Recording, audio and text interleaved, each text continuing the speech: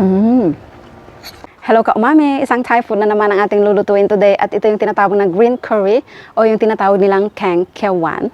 Ayan, napakasarap dito. Today is Sunday kaya ito na po yung magiging pagkain namin buong araw. So sa pagluluto ng green curry, kailangan natin of course ng green chili paste. Ayan, meron po itong iba't ibang mga ingredients like tanglad, kefir, balat ng kefir, fruit, bawang sibuyas, green chili, at marami pang iba. Ito po ay nabibili ng ganito sa palengke pero ang traditional way talaga dapat yung kami yung nagpupukpok pero hindi pa ako masyadong expert. Dahil green curry yung ating gagawin, puro berde din po yung ating mga lahok.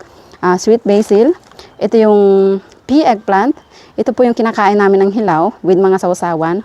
Of course, eggplant, kinakain din ito ng hilaw at green na sili. So sa mga green curry recipe, usually ay ginagamit ang pwedeng baboy or karne ng manok.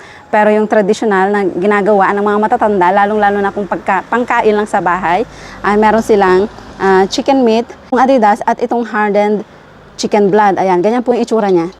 Ayan, dahan-dahan lang baka mag-crack. So ganito na po nila ibinibenta sa palengke, buo-buo na at napakaganda ng pagkakabuo and slice po natin yan mamaya. Dahil marami po yung ating lulutuin, marami din tayong coconut milk. Ito ay 2 kilong ginadgad na niyog. At kapag bumibili po ng coconut milk dito sa Thailand, ay sasabihin mo lang sa nagtitinda kung saan mo gagamitin o kung ano yung lulutuin mo. Sila na yung bahalang magtimpla kung gaanong karaming tubig ang ilalagay nila. So ito po yung kakanggata. Ito yung pangalawang piga.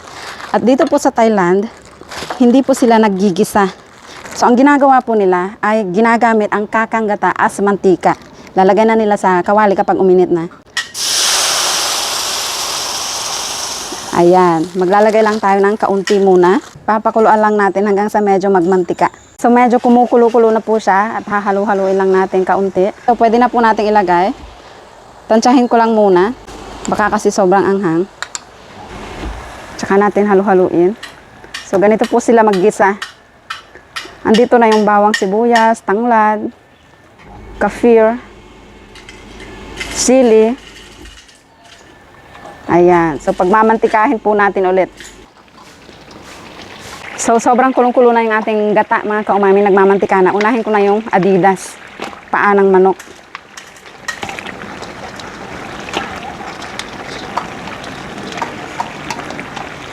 Haluin lang po natin para lumasa yung flavor.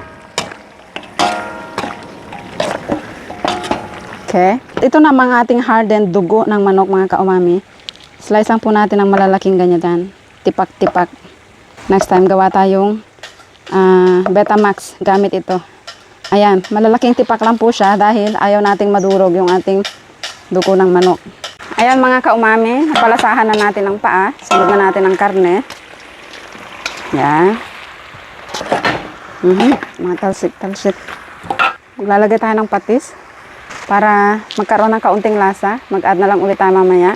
At kukuha po tayo ng kefir sa aking garden. Though meron na siyang kasamang kefir sa paste na nabili natin, lalagyan pa rin natin para mabango. At dahil umulan kagabi, no need to wash. It rained last night. Tatanggalin lang po natin yung matigas na part sa gitna. Yan. Okay.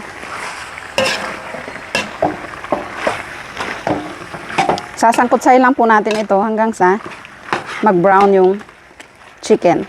Habang naghihintay ay himayin po muna natin itong ating pea eggplant. Ayan, lagi ko po itong niluluto at kinakain ng hilaw. At baka sabihin nyo, ine-etchos ko kayo. Ayan, pwede pong kainin ng hilaw. Pero syempre, pag walang sausawan, mapait. Hindi masarap. Hihimayin lang po natin ng ganyan. Ayan.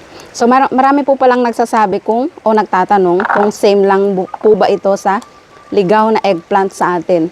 Magkaiba po dahil magkaiba rin ang puno nila.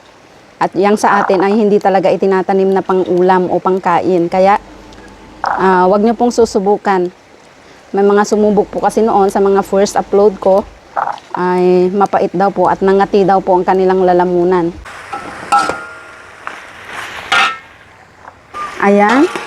Nasasangkot sana po siya mga kaumami. Lalagay natin ngayon ang dugo para masangkot siya din siya. Para pumasok yung lasa. Pero dahan-dahan lang halo para hindi maduro. Ayan, pwede na. Yung bango mga kaumami. Kung aamoy nyo lang. Nalagay na po natin ang sangkaterbang coconut milk. Pero tignan ko kung kailangan natin lahat ito dahil napakarami. Wow. Uy. So ito po ay masabaw na klase ng curry mga kaumami. Dahil ito po ay pwedeng iulam or pwedeng kainin with mga rice noodle. Ayan. So papakuluan po natin hanggang sa super lambot na ng mga Adidas. Ayan, pero mabilis lang yan dahil madali lang palambutin yung kanilang Adidas. At habang hinihintay, handa na po natin ang mga talong. Slice lang po natin ng ganyan dahil ayaw natin ma-overcook. At ibabad po natin sa tubig para hindi mangitim yung ating mga talong. At muntik ko nang makalimutan mga kaumami ang ating palm sugar. Ito po yung pampatamis sa ating niluluto dahil nga ang tawag sa ating niluluto ay sweet green curry. Kaya kailangan medyo sweet po siya. Maglagay muna ako ng isang kutsara. Isasama na natin sa pagpapakulo para tumamis na rin yung mga karne. Pero hindi naman po ito super sweet talaga na ano, namis lang. Lalagay na po natin ang pea eggplant. Dahil malapit nang lumambot ang ating Adidas. Ayan mga kaumami, luto na. Sobrang lambot na po ng ating Adidas. Ayan o, mga nasa 35 minutes siguro nating pinakuluan. At ilalagay ko na po ang talong na ibinabad natin sa tubig kanina. Ayan. Ganyan po yung ating talong kapag naibabad muna sa tubig. At ilalagay na po natin yung natitira pa nating kakang gata. Ang lapot. Tikman ko na po pala kanina at nag-add na ako ng kaunting patis, nag-add pa ako ng more chili paste, at nag-add din ako ng kaunti pang palm sugar. Kasi dapat kailangan manamis-namis talaga siya at malasang-malasa. And then, before we forgot, the green chili. Hindi po ito ganun ka-spicy, pampabango lang at pang a little bit of spicy. Ayan, konting kulo lang para hindi po ma-overcook yung ating talong. Ilalagay na po natin ang basil dahil luto na mga kaumami. Ayan mga kaumami, hindi pwedeng hindi natin tikman with this Thai rice noodle. Ayan, luto na po nila itong ibinibenta. Ganyan siya. Napakalambot na noodle. Para na rin po itong kumain tayo ng kanin. Chicken feet. May kasamang talong at Adidas. Basil. Sarap nito kaumami. Tikman natin. So kapag pang merienda ay rice noodle po yung ginagamit nila. Kapag naman pang ulam ay napakasarap din po nito with kanin. Napakainit pa.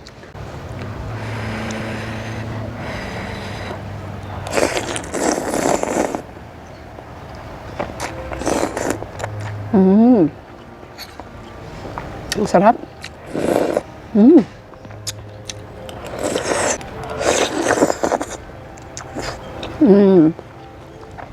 The best mga kaumami.